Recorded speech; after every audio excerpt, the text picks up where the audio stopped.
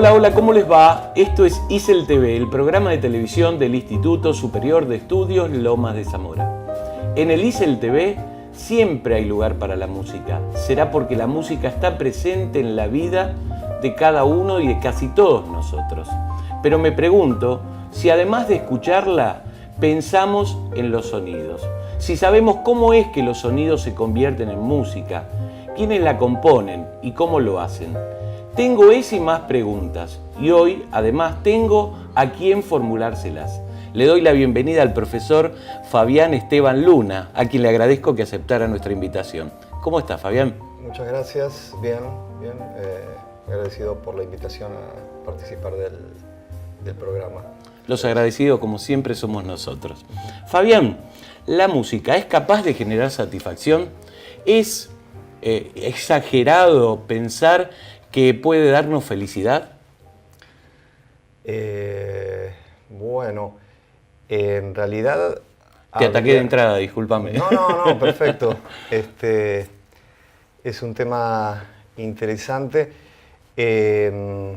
Ahora, si es que la música en sí mismo lo produce o habría que preguntarse, y adhiero a esta postura en realidad, que es la de que en realidad nosotros otorgamos a la música sensaciones y aspectos que nos pueden provocar un tipo de emoción y significado en tal caso, si lo hubiera, y no necesariamente que está en la música en sí mismo, sino es todo lo que nosotros adjudicamos a ella, ¿no? Y a su forma en la cual esta puede estar elaborada, etc. Pero digo, estaría puesto esa pregunta en el lugar del receptor más que del emisor mismo, que en este caso bueno, sería esto, ¿no? La elaboración compositiva. Pero de eso aprovechan los compositores a quién va dirigido y en el contexto en el que se está componiendo en su tiempo y espacio, ¿no? Pero de nuevo, está en el receptor adjudicarle esa posibilidad de felicidad en tal caso que puede otorgar y desde luego que puede ocurrir. Pero también, bueno, esa misma música puede cambiar totalmente con otro público, en otro contexto y en otro tiempo. Así que podríamos estar de nuevo, estamos hablando de eso justamente, del emisor y qué carga sobre esa música que se está escuchando, ¿no? ¿Qué es el fenómeno sonoro y qué relación tiene con los conceptos de ruido y sonido? Ruido y sonido. Tomo esto último o anteúltimo, que sería el concepto de ruido.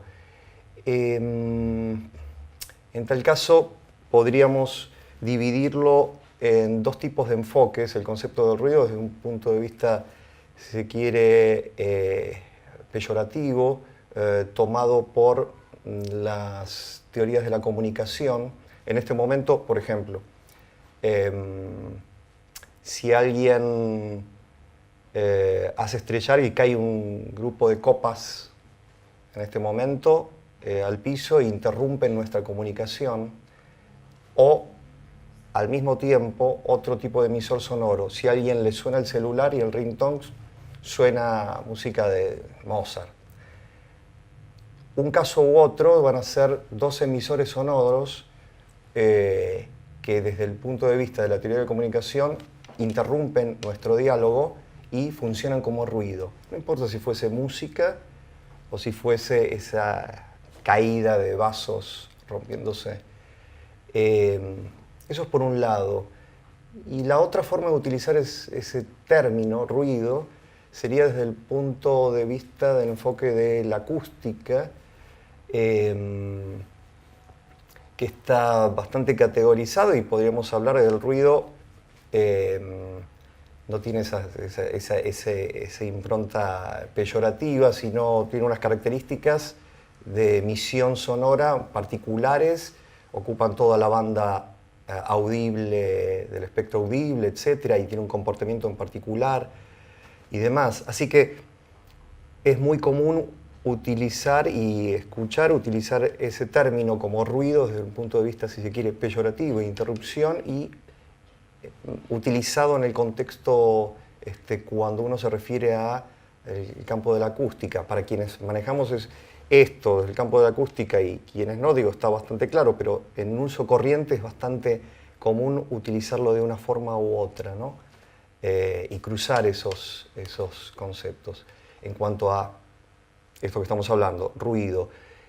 Y por otro lado, en relación a sonido, justamente, como referido también en uso habitual y corriente, como un tipo de emisión sonora que puede ser, si se quiere, identificada, o que tiene un tipo de, voy a decirlo así en forma muy sintética, sonido en donde podemos identificar la fuente emisora, o podemos identificar también, si se quiere, dentro de un lenguaje musical, una nota o una frecuencia particular, alejado del concepto de ruido, que sería un lugar más indefinido en cuanto a una definición de tonalidad o de definición de frecuencia.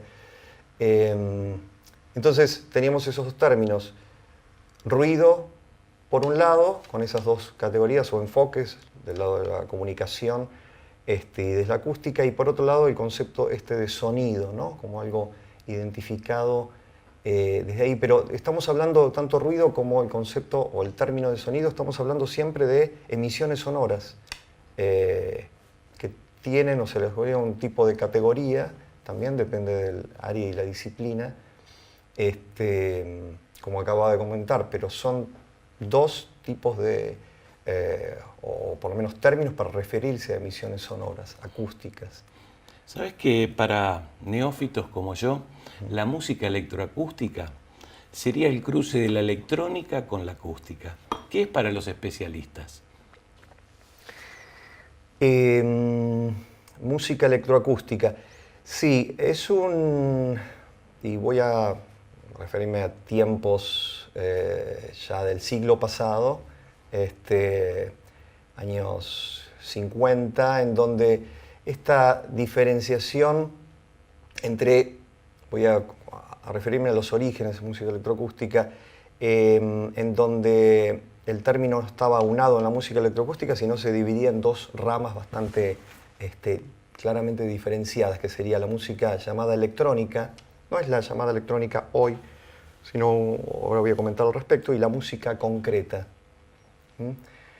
Música electrónica en donde las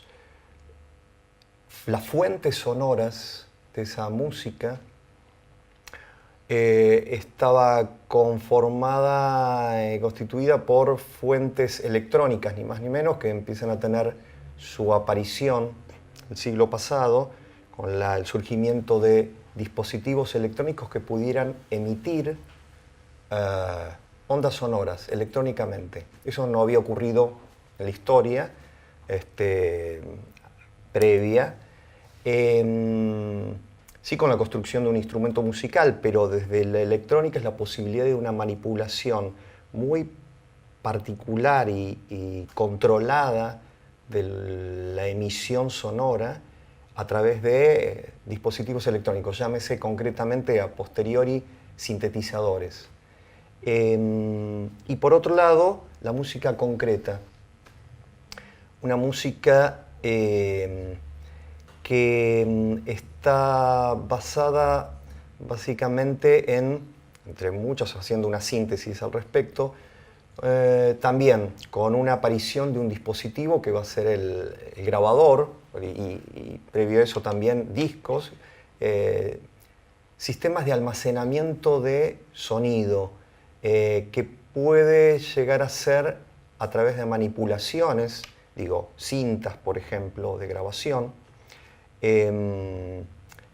la posibilidad de trastocar el orden de esas cintas, pasarlo a mayor velocidad, cortar en pedazos partes del sonido. Hoy eso con una computadora es muy sencillo y accesible con otros medios, pero era totalmente novel. Entonces es a través de fuentes grabadas, la posibilidad de manipular fuentes sonoras grabadas, manipular esos sonidos y generar cuestiones formales musicales, sonoro-musicales, llamado esa corriente música concreta. Entonces teníamos la música electrónica con los generadores sonoros electrónicos y la música concreta. Una nace prácticamente en Alemania y la otra surge en Francia.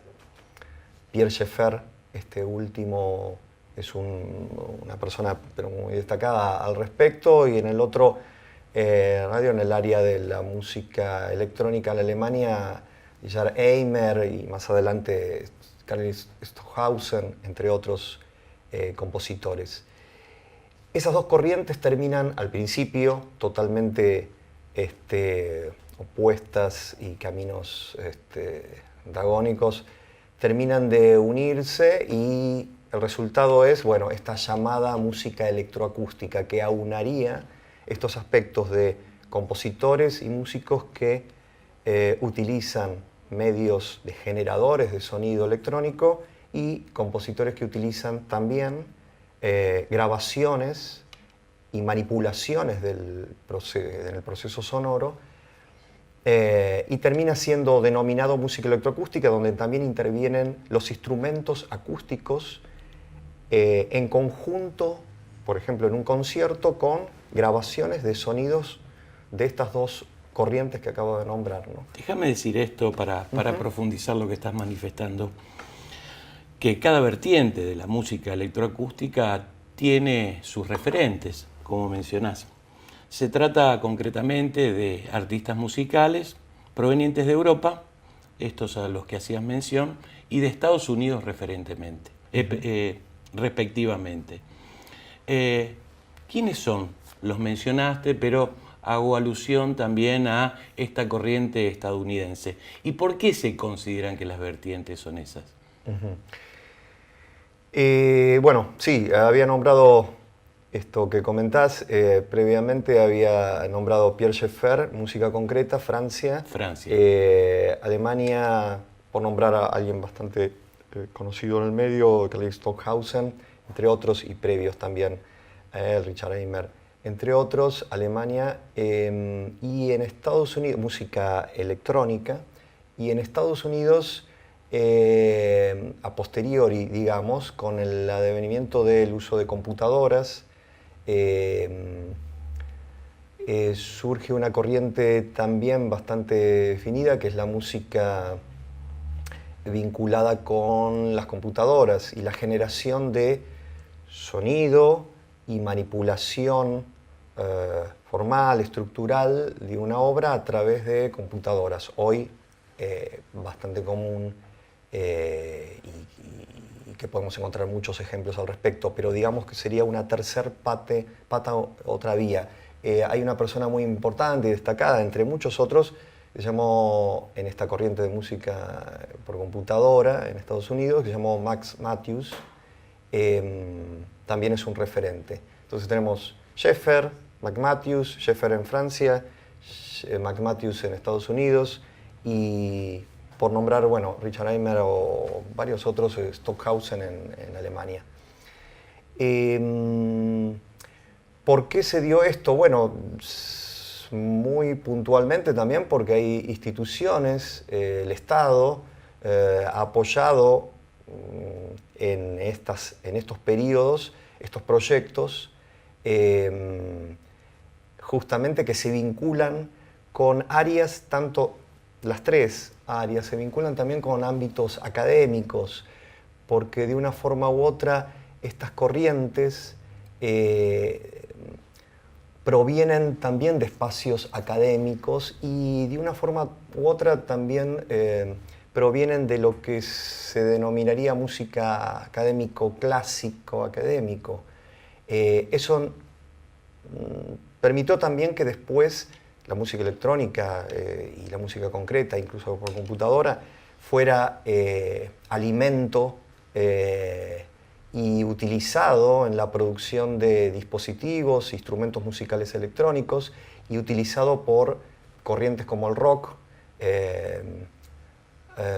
que se hicieron uso de estos medios y dispositivos, ¿no? El uso de un sintetizador lo podemos ver en multiplicidad de grupos en el periodo de los años 60 principalmente, haciendo uso de sintetizadores concretamente, aparatos que pueden generar sonido en una performance, en una composición, en música popular, pop, rock.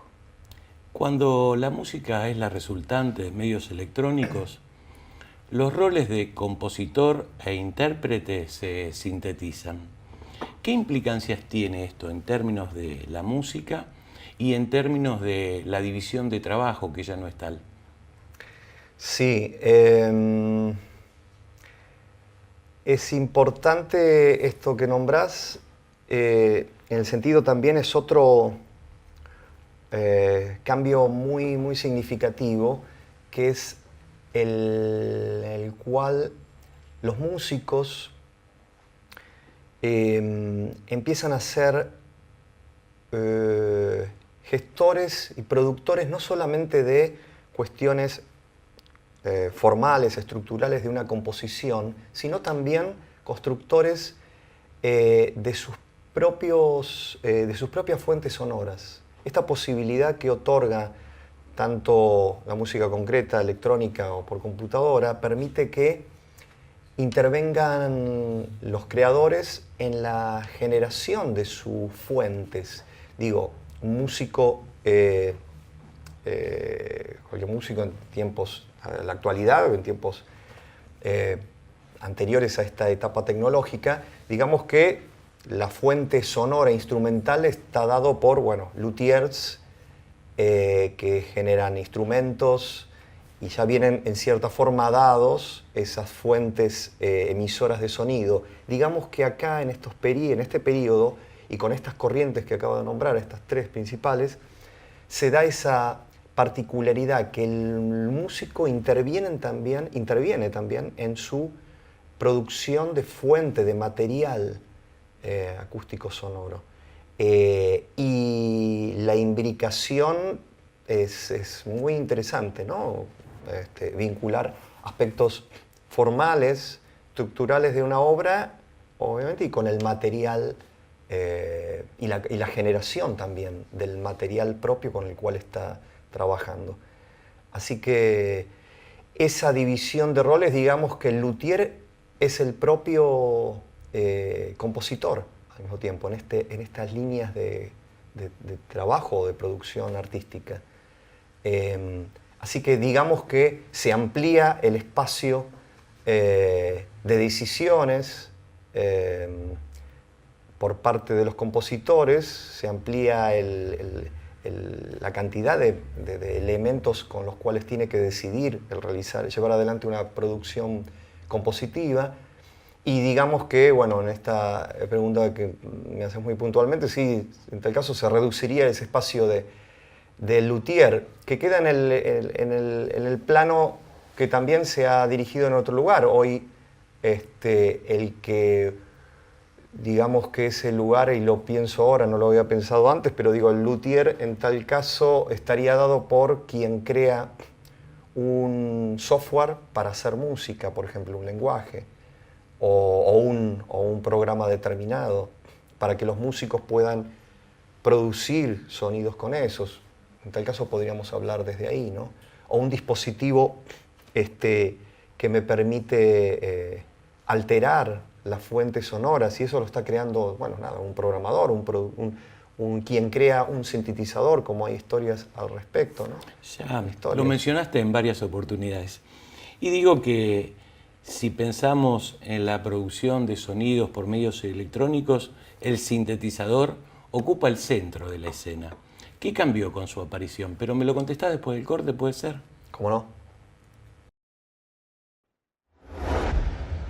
Hola, hola, ¿cómo les va? Esto es ISEL TV, el programa de televisión del Instituto Superior de Estudios Lomas de Zamora. Hola, hola, ¿cómo te va? Hoy queremos presentarte y mostrarte qué es lo que podés encontrar en nuestro canal. El ISEL TV es un programa de entrevistas que se construye a partir de diálogos producto de nuestras inquietudes. Debemos confesarte que quedarnos quietos no es lo que más nos gusta. Lo que sí nos gusta, por ejemplo, es el arte en todas sus expresiones.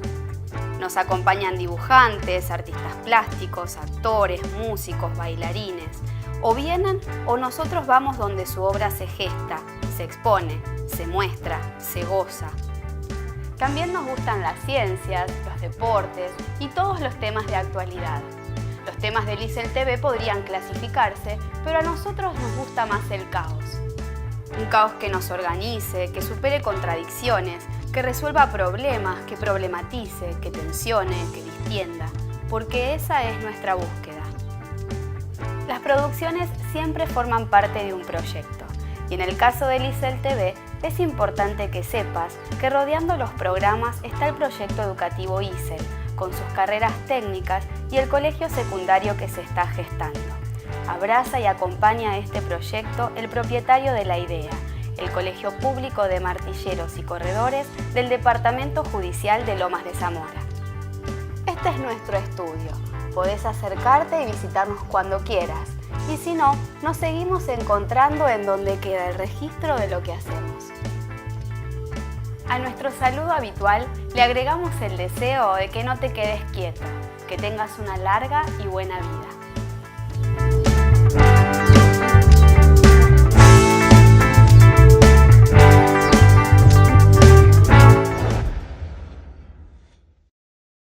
Fabián, antes de la tanda te preguntaba qué cambió con la aparición del sintetizador. Bueno, en parte había justamente, comentado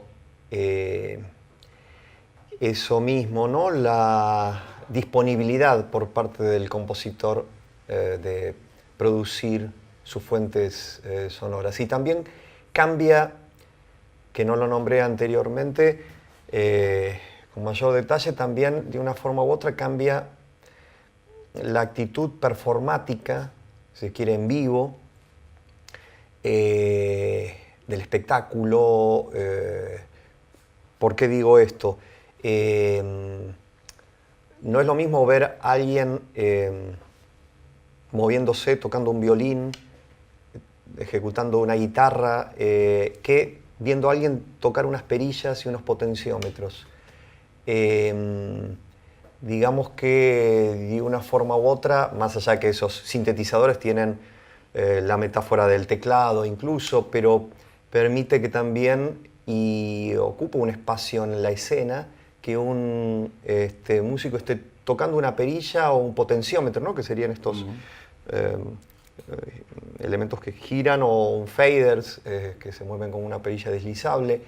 Y como espectáculo puede ser algo que ni siquiera puede llegar a, en muchos casos, por ahí verse en el público. Y tal vez hoy tenemos el extremo en donde los casos, el extremo me refiero en cuanto a una visualización de un performer, en donde tenemos gente con una computadora arriba de un escenario, moviendo con el mouse elementos que no tenemos la menor idea que está haciendo.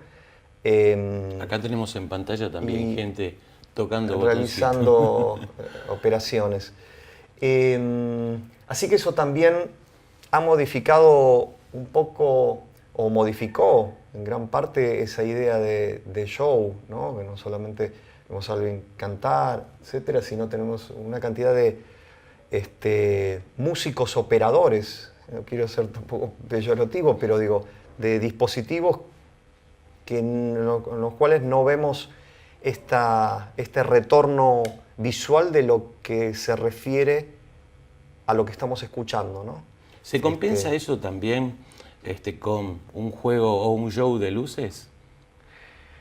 Bueno, el espectáculo hoy se ha expandido a muchas áreas que son, si se quiere, uno puede decir extramusicales. Bueno, no sé, es un tema sobre el cual también se ha escrito bastante, pero en un espectáculo de ópera. Podemos ver una cantidad de disciplinas, digo, danza, canto, iluminación, vestuario, que las podemos ver hoy con medios actuales, ¿no? Como un show de luces incluso, sincronizadas. Así que serían como extensiones de algo que también ha sucedido en otros periodos, ¿no? Contame, ¿en qué consiste el aprendizaje auditivo y cómo se lo enseña? Sí, posiblemente por aprendizaje auditivo, de nuevo habría que remitirse, podríamos hablar de posturas, si hablamos de aprendizajes auditivos musicales, si nos referimos a eso, posiblemente, podemos hablar de posturas, si se quiere, que siguen una tradición, que son más ortodoxas, por ejemplo, las corrientes que pueden seguir, donde yo también, entre otras, trabajo en otras instituciones como conservatorios, que se mantiene un tipo de educación y continuidad en esa llamada, educación auditiva, ¿no? Ortodoxa, y que mantiene esa línea de aprendizaje, solfeo, reconocimiento de acordes, estructuras, escalas, etcétera, etcétera. Pero también dentro de esos espacios, yo estoy, justamente inmerso en materias de estas otras características, se involucra parte del aprendizaje en esto que venimos hablando hace un tiempo, en estas corrientes que hablé hace un instante, y son otras formas de concebir, también vienen involucrados con otras formas de concebir lo que se entiende por música,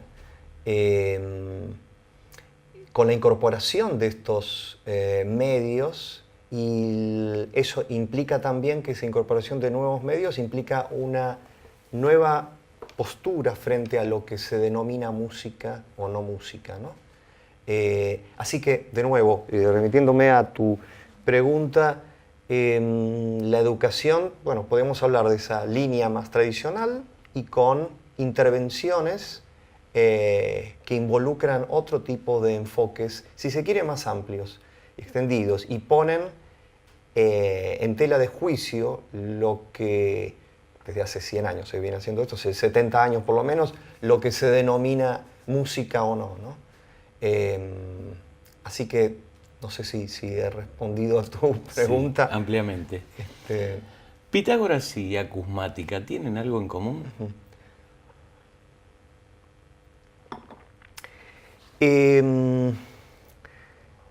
Uno podría tomar el término, sí, acusmático. Hay algo que se refiere a ese término que fue justamente incorporado en estas corrientes que nombré hace un momento. Una persona, parte de las corrientes de música concreta, como nombré, Pierre Schaeffer, se apropia de ese término y que refiere a unas, si se quiere, sectas pitagóricas en donde para escuchar a su maestro, Pitágoras, se dice que los discípulos lo escuchaban a él detrás de un cortinado para evitar que distrajera la visualización e interrumpiera en la comprensión y concentrarse en el aspecto de la palabra, en el aspecto acústico puntualmente.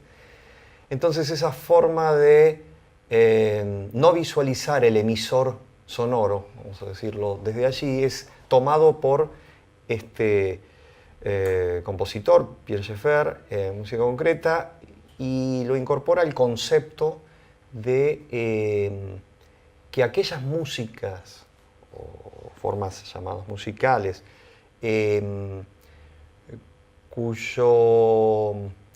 cuya intencionalidad está dada a partir de no estar escuchando, no ver al emisor sonoro, sino están pensadas para ser escuchadas por altavoces sin ver a ningún emisor, ¿sí? Un concierto, y es ahí donde surge el concepto y se ha incorporado, conciertos acusmáticos en donde está el público y rodeado de altavoces y se escucha música.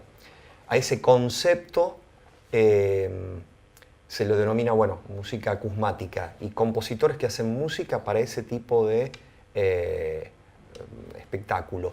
Digo, tenemos una actitud acusmática también cuando escuchamos música en un celular, en un iPod, en un dispositivo, un grabador, ponemos auriculares, no estamos viendo a los músicos y si se quiere, bueno, estamos escuchando acusmáticamente. Digamos que, bueno, puede haber sido o no esa música hecha para esa circunstancia, pero digamos que tuvo una oportunidad y la tiene en tal caso esa música está hecha por compositores donde podemos ver un show musical, deja de serlo. En este caso, digamos, para esta música que está hecha elaborada por unos medios como grabadores o sintetizadores o generadores de sonido y ser reproducida nada más por el compositor, evita y soslaya la aparición del intérprete. Entonces es música hecha justamente para ser reproducida por medios de difusión como radio o altavoces en un concierto. Y bueno, y yendo a tu pregunta inicial, el término está tomado justamente de ese origen helénico. Digamos que sí, allí. entonces, que tienen algo que ver. Totalmente, sí. Fabián, te pido un esfuerzo de síntesis para que nos hables sobre el contenido de tu libro, Diseño de sonido para producciones audiovisuales, estrategias aplicadas por sus realizadores y teorías afines. Voy a pedir acá si lo toman. Bueno, ese libro brevemente surge a partir de apuntes y obviamente sigue una corriente principal que es el libro trata puntualmente sobre un área que tiene que ver con el audiovisual, pero muy puntualmente con el área, pone énfasis en el lugar en donde el sonido tiene una intervención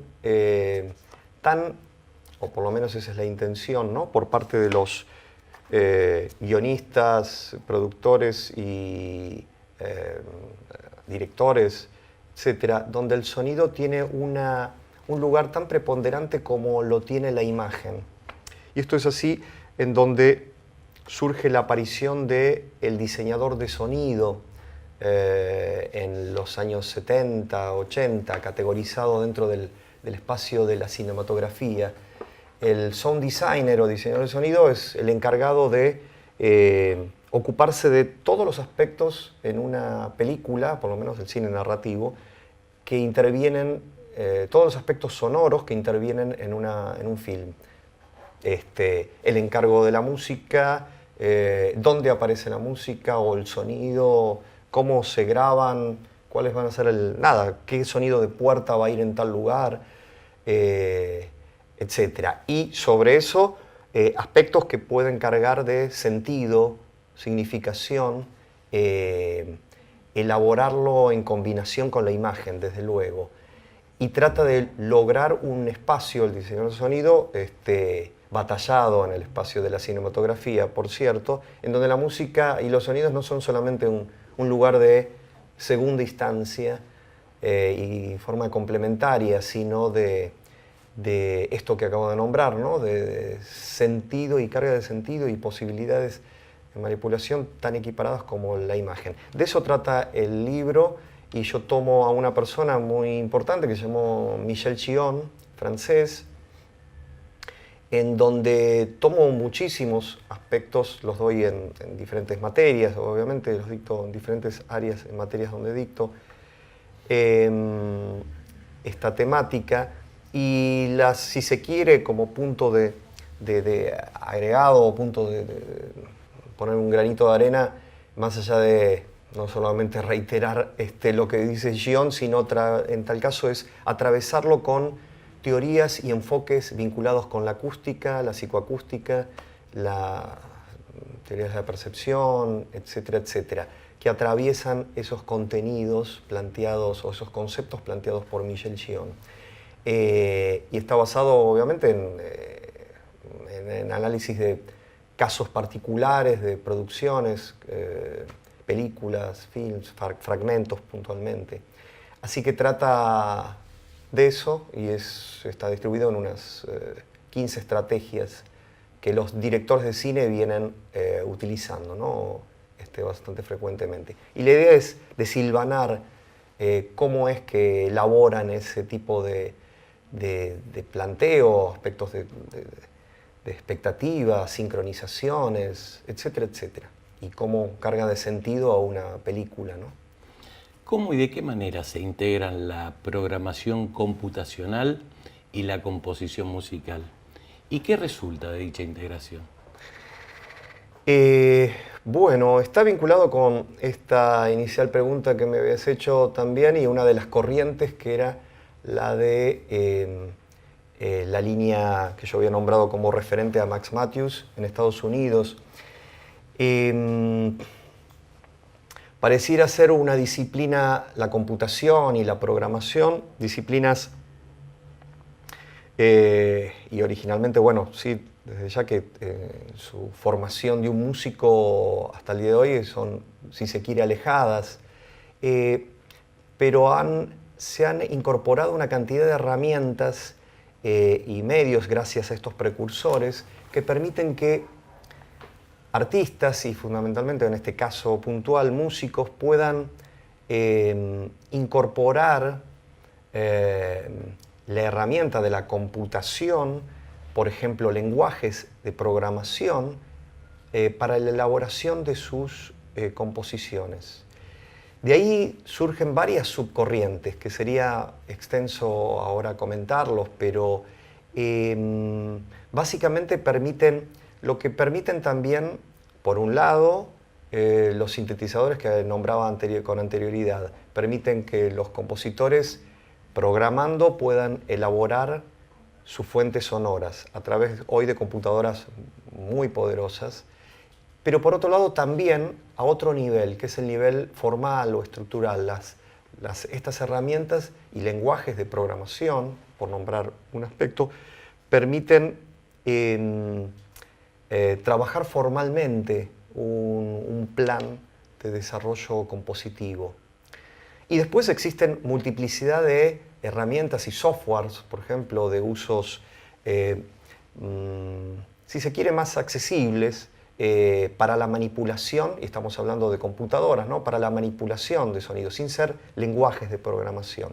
Así que serían varios como campos que también tiene esa misma corriente. Y ha permitido básicamente extender, viendo una parte muy importante, extender espacios de creación llevado al campo de la computación, ¿no? En áreas que un músico vería, si se quiere, en tiempos difícil de intervenir y hoy mucho más accesibles, ¿no? En su participación, involucrarse en programar, por ejemplo. En tu labor, y voy a vos, de compositor, contás con distintos dispositivos electrónicos. ¿Con cuál o con cuáles de ellos te resulta más desafiante trabajar? Bueno, el área de la computación es un área que a mí me interesa. ¿Te interesa? Sí, me ha costado, por cierto, claro que sí. También dicto un área que tiene que ver con programación, en lenguajes de programación. Vos sabés, perdóname sí, que te claro. interrumpa, vos sabés que cuando te presenté creo que omití, Fabián, decir que eras profesor. Bueno. Venís haciendo mención de que dictás clases. ¿Dónde lo haces? Enseño en diferentes instituciones, entre ellas principalmente la Universidad Nacional 3 de Febrero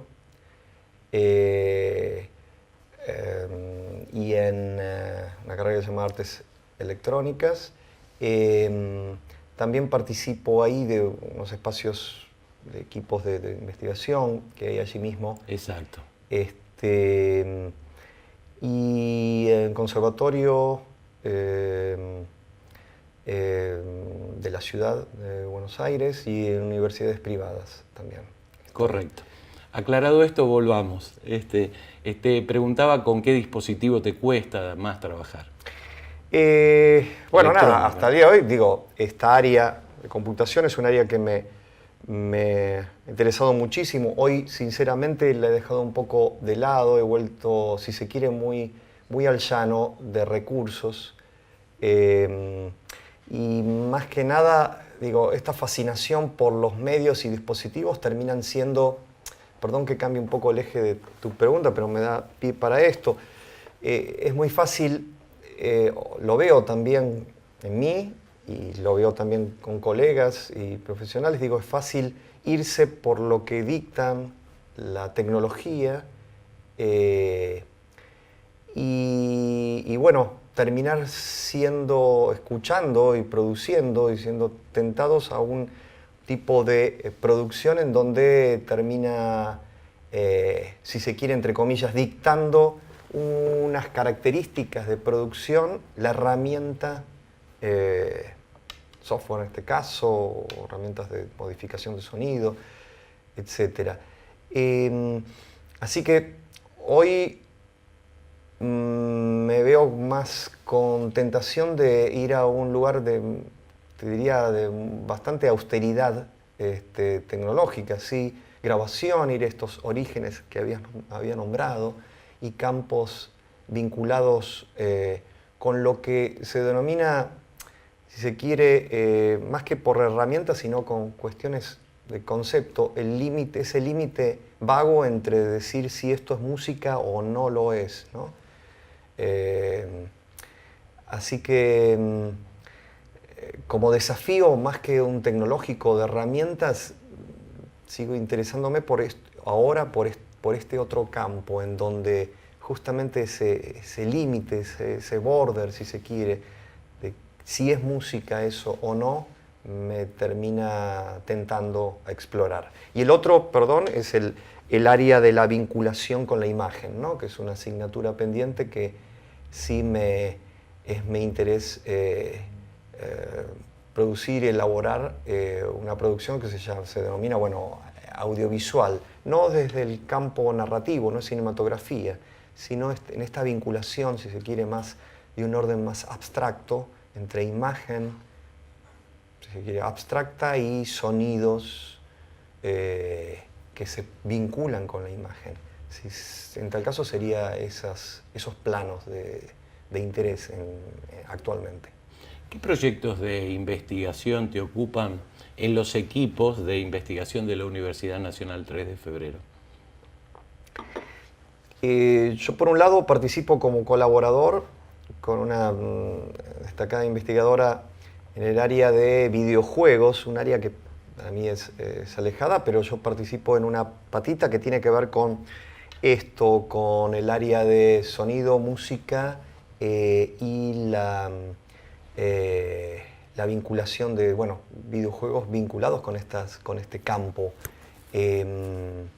Eso es por un lado, es por parte de la denominada doctora Esnaola, donde tiene diferentes proyectos de investigación y publicaciones al respecto. Y apoyo y pongo, en tal caso, mi granito de arena en ese equipo, una parte.